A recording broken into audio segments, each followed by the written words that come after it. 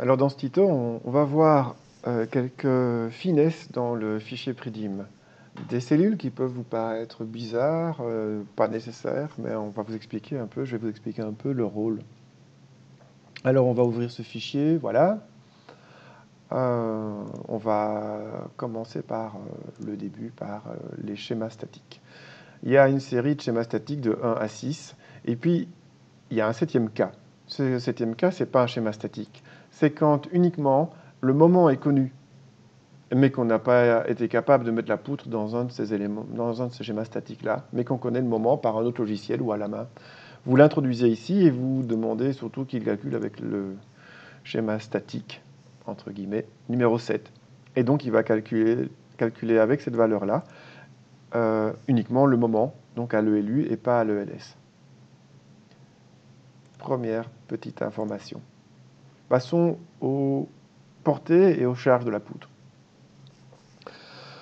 Alors ici, on a une portée de 12 mètres, on a un entraque de 5 mètres. En mettant 0,5, c'est quelque chose de léger, d'une toiture par exemple.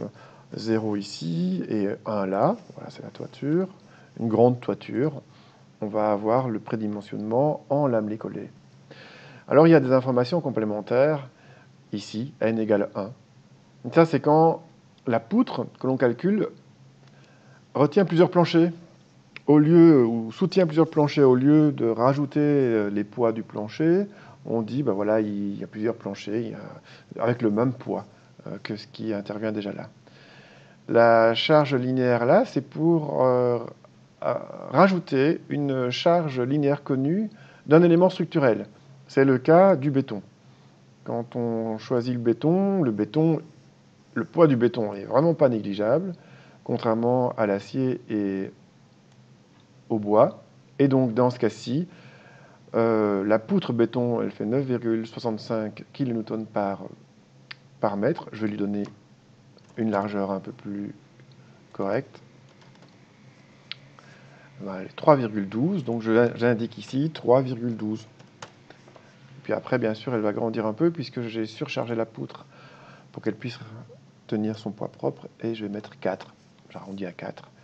Voilà, 3,56. Donc, j'ai une poutre de 20 par 71. La case qui est juste à côté, c'est la même chose. C'est des éléments lourds, des éléments qui ne sont pas négligeables, mais qui ne sont pas structurels. Par exemple, le poids d'une façade. Là, vous calculez sa hauteur, donc son volume par mètre de façade, et vous multipliez par le poids spécifique, la charge volumique de la façade, et vous aurez le poids que vous allez mettre là en kilonewtons par mètre. Alors, regardons un peu un cas dans lequel cela s'applique. Ce petit bâtiment qui est fait d'une structure en acier qui soutient un plancher. On continue avec 2 blocs de béton. Le plancher de la toiture apparaît. On va mettre des panneaux d'OSB pour terminer. Et voilà notre petit bâtiment. Donc, si je regarde en coupe, les poutres qui sont là vont soutenir un mur, un plancher et un plancher qui va être, lui, soutenu par le mur et qui va finalement revenir par la poutre, sur la poutre. Donc, 3 éléments. Et c'est dans ce cas-là qu'on va mettre 2 dans le n. N égale 2 parce qu'on a 2 planchers. On a celui-là, on a celui du bas et celui du dessus. Pour la deuxième case où on avait mis ici le poids propre de la poutre en béton, eh bien on va mettre le poids propre de ce mur-là, du mur qui soutient ce plancher-là. Et la deuxième case où on indique le poids propre d'une façade, eh bien spécifiquement ce serait pour mettre le poids de ce mur-ci par exemple, qui revient sur cette poutre-là. Cette poutre-ci ne soutient que ce mur-là, puisque les poutres sont parallèles au mur et que toute la charge qui vient sur les poutres n'est reportée que sur les grands murs ici latéraux.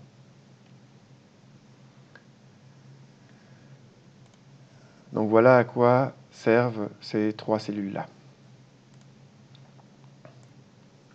Allons voir maintenant la flèche.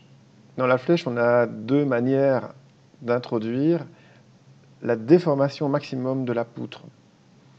Donc ici, si c'est le schéma statique numéro 2, ben c'est au milieu que la poutre va être la plus déformée. Et donc, on peut indiquer que pour 12 mètres, on a un 3/100e, et un 3/100e de la portée, c'est 4 cm. Il vous donne la valeur ici en dessous. Mais vous pouvez aussi indiquer une valeur absolue en disant, moi, ce que je veux, c'est limiter la flèche à, par exemple, 2 cm. Alors, à ce moment-là, vous mettez 2 cm ici, et la valeur absolue de la flèche, étant plus petite que la valeur absolue obtenue par 12 mètres divisé par 300, c'est celle-là qui va être prise en compte. Et il vous le dit ici. Donc si vous faites un prédimensionnement où vous calculez souvent des poutres pour un projet, par exemple, ici, je vous conseille de mettre 100 cm pour dire que la flèche absolue n'est jamais tenue en compte et mettre, par exemple, la flèche relative que vous allez utiliser ici, un 3/100e, un 5/100e si vous êtes avec des éléments fissurables. Comme ça, vous pouvez ne plus trop vous occuper de cet élément-là. Sauf si à un moment donné, il y a une poutre particulière, par exemple avec un châssis en dessous, voilà, quelque chose comme ça. Et justement, en parlant de la flèche, si vous avez une flèche ici qui est très grande, par exemple, on accepte qu'il y ait une flèche qui soit de 12 cm. J'ai pris 1 centième de la portée. Donc 12 cm, voilà, ça va se voir, mais c'est comme ça. Et on a une poutre qui fait 12 mètres avec un entraxe de 5 mètres. Imaginons qu'on va on va construire cette toiture avec des poutres en lamelé collé. On a une charge légère, on n'a pas de surcharge, on a une charge d'exploitation de la toiture de 1, on a 0 pour le poids propre, puisqu'on va négliger le poids propre de la poutre en lamelé collé. Il est inclus dans les 0,5 kN par mètre carré. Et on a le schéma statique numéro 2. Ok, alors on a ici une valeur qui est de 20 par 69. On va donner un peu plus d'élancement à cette poutre. Je vais lui mettre une largeur de 12 cm. On a 12 par 90 cm. Et on voit qu'ici, ce qui est écrit ici, c'est que le critère dimensionnant, c'est la déformation. C'est que même si la déformation, on a une grande tolérance sur la déformation, 12 cm qui peuvent être voilà, de déformés possibles, c'est quand même la déformation, le calcul à la déformation qui va primer sur le calcul du moment. Donc c'est ELS qui prime sur ELU dans ce cas-ci. Maintenant, imaginons qu'on a un schéma statique différent et qu'au lieu d'avoir le schéma statique numéro 2, on a une poutre en fait sur plusieurs appuis, sur 4 appuis, et on va prendre ce schéma statique-ci, le 4, en imaginant donc qu'on a un tronçon intermédiaire. Dans ce cas-là, la déformée va être moindre que dans ce cas-ci ou dans ce cas-ci. Parce que les deux encastrements de chaque côté vont redresser la poutre et relever le point intermédiaire. Et donc, on voit ici que ce qui domine maintenant, et le critère dimensionnant, c'est le moment, c'est la rupture, ce n'est plus la déformation. Si maintenant on pose un 3/100e de la portée, eh bien, on revient à ce que ce critère, qui devient plus drastique qu'un centième de la portée, redevient le critère dimensionnant.